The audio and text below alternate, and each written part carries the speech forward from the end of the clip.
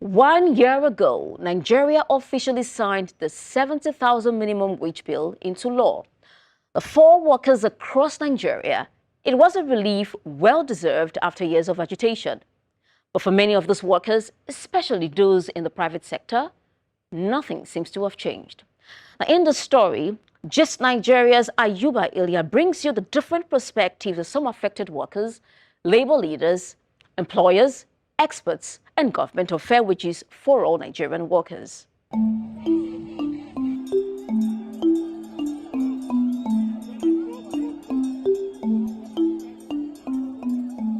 They marched, chanted, shut down cities. Nigeria's labor unions demanded a new national minimum wage to cushion crushing weight of inflation on workers. Thank you very much.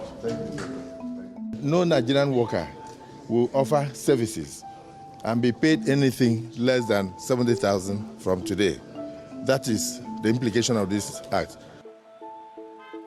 1 year later, millions of Nigerian workers, especially in the private sector, are still earning far below the minimum wage.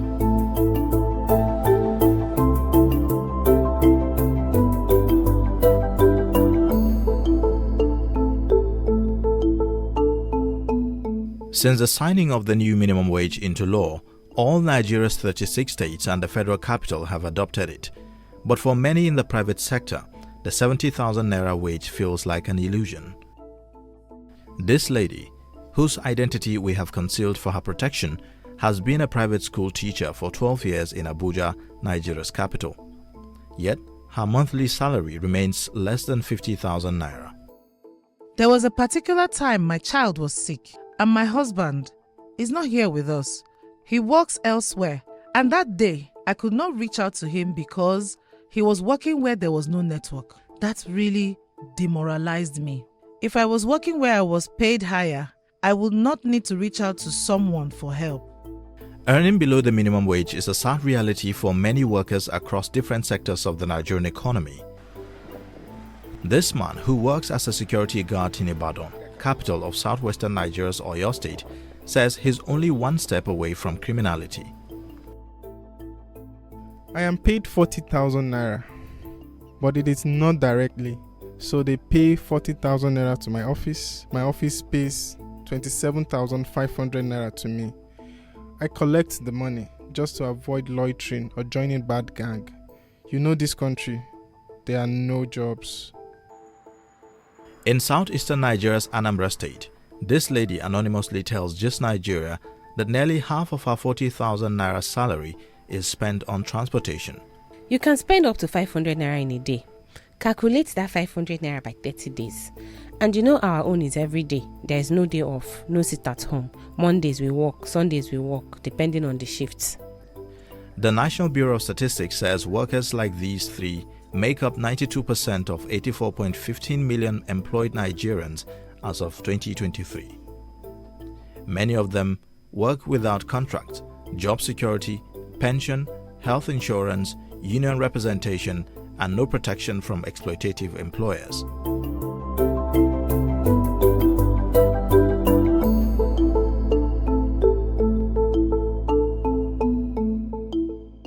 The National Minimum Wage Law mandates all employers to pay 70,000 Naira to their least paid worker or face sanctions. However, Section 4 of the Minimum Wage Act exempts part-time, commission or piece rate workers, businesses with less than 25 employees, seasonal workers in sectors like farming, tourism and construction, employees on ships or aircraft governed by other laws. Now, non-compliance with the national minimum wage is an offense punishable by conviction and a fine of up to 5% of the worker's monthly salary, including all unpaid arrears. But experts criticize the Minimum Wage Act for failing to ensure labor justice for all workers. It's not a just law, it's a bad law. And that is why the National Assembly has to, amend this provision. In fact, I may go to say that there should be no provision that limits the payment of the minimum wage to anybody. Even if you have an employee, you should be able to pay the minimum wage If you are not able to pay the minimum wage, then I do not think that there is a reason why you should have an employee. We have a lot of organizations that are doing well today, but they have less than 25,000 workers and 25 workers.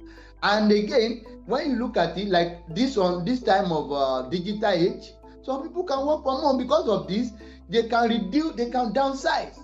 And when they know that 25 is the minimum number, they can now decide not to employ, they can employ 24.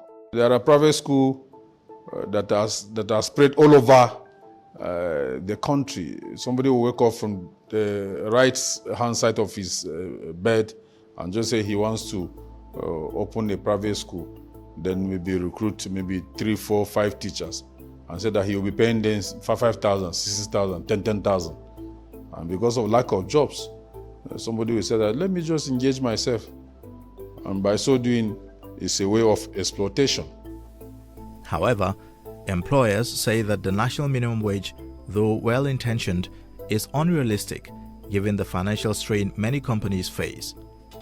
As the teachers demand from the private schools, so are the government agencies in the paying of taxes, so are all aspects. We have been fighting with government. In the real sense, education is supposed to be tax-free. We are paying about maybe 10 or 15 types of taxes to the government. This will come, that will come. We even pleaded with the government to harmonize the taxes so that we pay once, but no.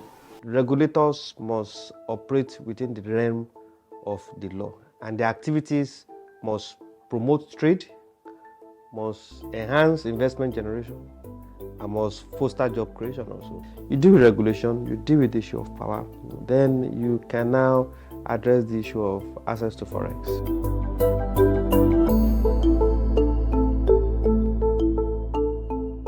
Poor wages come at a cost not just to workers, but to the nation. The World Bank estimates that more than half of Nigeria's over 200 million people live below the poverty line.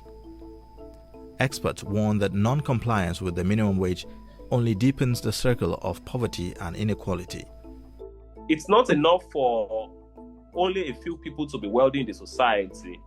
Those that have put in the work in every sector ought to be able to put food on their table. So many studies have attributed the rising insecurity in Nigeria to the issue of poverty and income inequality. Now, 1, 2, we also have the issue of people not being able to take basic care of themselves in terms of sending their children to school, in terms of providing for medical care for themselves, and even, normal standard of living. If a teacher is not well paid, for instance, he breeds incompetent students, he breeds half-baked graduates, be primary school or secondary school. They will not perform very well in the teaching of the student. And the student that is not properly taught, what becomes of him? He goes to the society and becomes what? Something else. Nigeria's unemployment crisis mirrors the country's harsh economic reality. As wage bills soar, many businesses face the risk of shutting down, leading to even greater job losses. If you are to make the analysis, once if the private sector now dropped all their employees, understand, then automatically you are giving a burden of 57% redundant men back to the government. So the private sector, in a nutshell, is a child of necessity, whereby the government itself can't do without the private schools. It's a dynamic situation where you cannot say 2 + 2 is 4. Okay, this organization is not complying and this is the basic reasons. You must also interrogate the issues beyond compliance issues to say, okay, what is the economic reality of this organization? A marginal increase can cause a significant increase in cost of operations.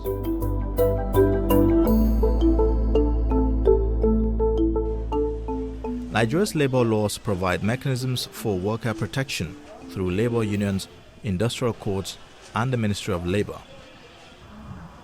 But experts say that these frameworks fall short, especially in the informal sector.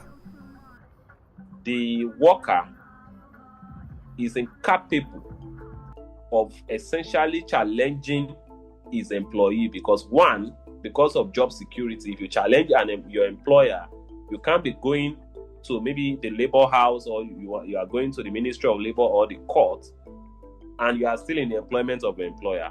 You are either suspended or you are sacked. While the labor unions provide an umbrella for the protection of all workers against exploitative labor practices, many workers in the private sector are hindered from joining unions. The labor union, they lay emphasis on the government alone. They don't do anything about the private sectors so much, except very organized private sector, because we have organized private sector, semi-organized private sector, and loose private sector, where there is no organization at all. Somebody who has a very small school now, where is the labor going to have a say there? Labor should also do something. They should widen the scope of their activities to ensure that many private organizations are carried, along. To interest you to know that the private school sector also has their union, which is also an affiliate of Nigerian Labour Congress. We try our best to see how we can also co-opt them into Nigerian Union of Teachers, so that we can be able to stronger pursue their rights, as it may be. Most of the teachers that are teaching in our private school today are under bondage. At the 13th Annual General Meeting of the Employers Association for Private Employment Agencies, the Ministry of Labour reiterated employers risk jail for violating the Minimum Wage Act.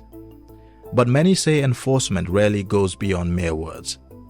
This leaves many affected workers distracted or simply check out of a system that isn't working for them. Due to the poor salary structure of the private school, I don't see myself teaching in the next 1 year. I'm thinking of venturing into business. I came here to work, to save money to start my own business. With a salary barely enough to feed, many Nigerian workers are stuck in a circle of poverty with limited prospects for social mobility. Ayuba, Iliya, Gist, Nigeria.